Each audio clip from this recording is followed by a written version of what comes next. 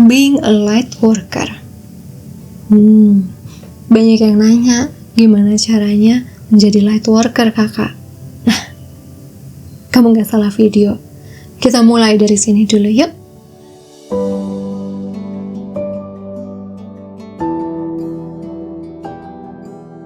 So, apa sih light worker itu? Light worker kalau istilahnya langsung diterjemahkan itu namanya pekerja cahaya ya.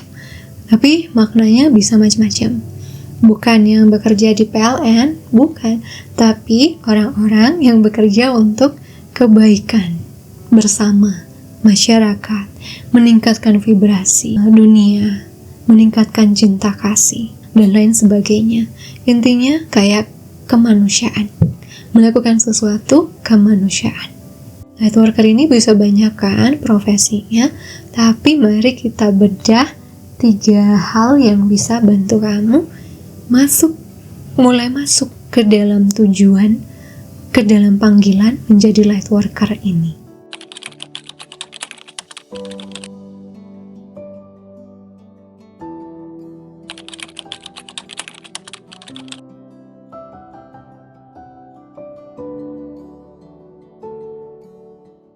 Salah satu klienku merupakan saudara dari Guru Gede Prama ya, dari Bali beliau.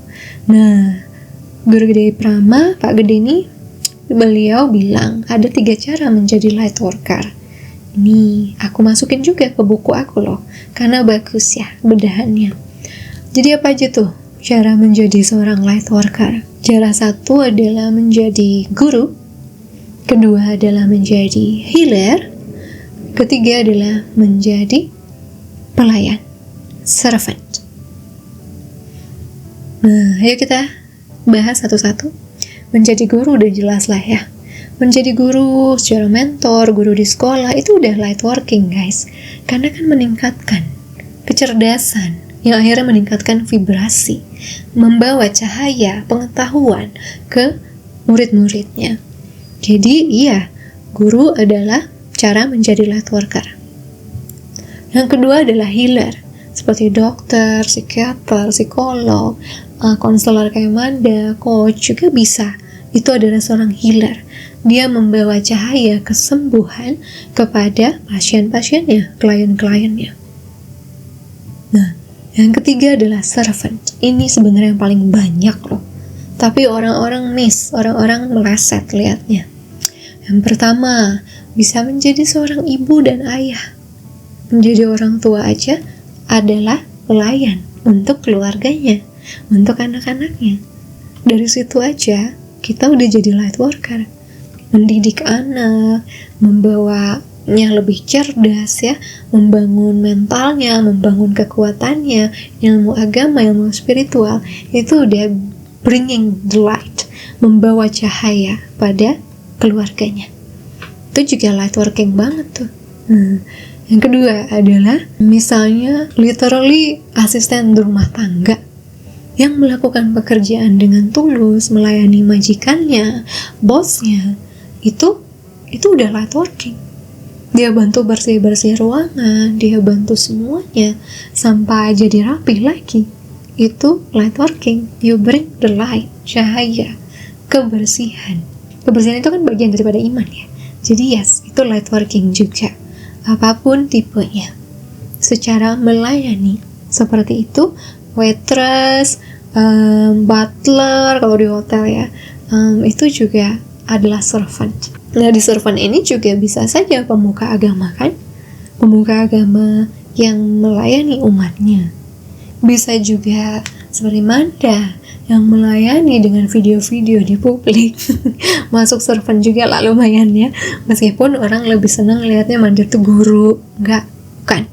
Manda tuh cuma orang yang sharing pengalaman aja. Terus healer, kalau itu ya, aku memang ya di situ.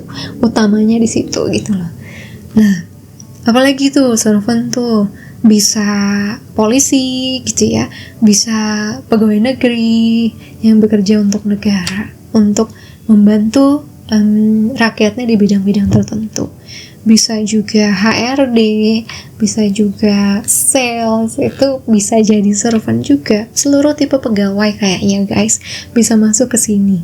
Karena ya membangun perusahaan yang sukses, membangun apapun sukses. Nah, kalau ngomong bidang kerjanya yang merusak alam gimana? Wah, itu area abu-abu tuh. Ya mungkin karyawannya nggak salah kalau ternyata dia tidak tahu maksudnya perusahaan itu ya.